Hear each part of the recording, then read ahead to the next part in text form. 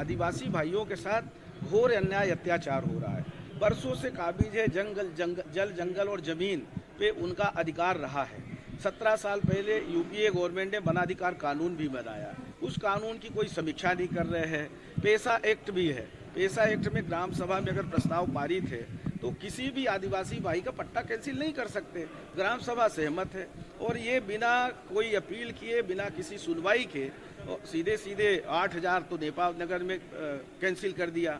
इसी तरह पूरे प्रदेश में बहुत सारे लोगों ने पट्टे के लिए आवेदन किया था, इनने सुनवाई नहीं की, उनके पट्टे कैंसिल कर दिए।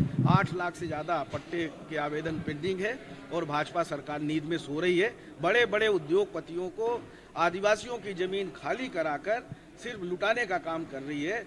वन संपदा का सबसे ज़्यादा अगर किसी ने दोहन किया है, इसका दुरुपयोग किया है, तो भारतीय जनता पार्टी की सरकार ने किया है। आप कोई बोल दे, चाहे वो कितनी भी बड़ी गलतियां कर दे, ये जो भारतीय जनता पार्टी के मंत्री है, सिर्फ अपनी कुर्सी बचाने के लिए कांग्रेस पार्टी के नेताओं के ऊपर आरोप लगाते हैं। अगर इनमें थोड़ी नैतिकता है तो जो इनकी सरकार के घपले घोटाले हैं, अगर उस पर थोड़ी नैतिकता दिखाते, अपने इस्तीफा दे देते, अपने विभागों की कार्य प्रणाली में सुधार कर लेते, तो अभी तो ट्रांसफर उद्योग से फुर्सत नहीं है भाजपा के नेताओं को, मंत्रियों को। सर, अम्बेडकर को लेकर कहना है कि हमेशा नेहरू ने नीचे दिखाते हुए नजर आए। ये लोगों को इतिहास पता नहीं है, क्योंकि इतिहास में इनकी सहभागिता नहीं थी। इनके जो पूर्वज थे वो सब अंग्रेजों का साथ देने में लगे थे। अगर इनको इतिहास पता होता, संविधान कैसे बना, संविधान बनते समय और संविधान बनने के बाद हमारे जो अम्बेडकर साहब थे, अलग उनकी पार्टी थी, ठीक है ना। उसके बाद भी कानून मंत्री बनाया, उनकी उपयोगिता को, उनके योग्यता को समझते हुए। किसने बनाया?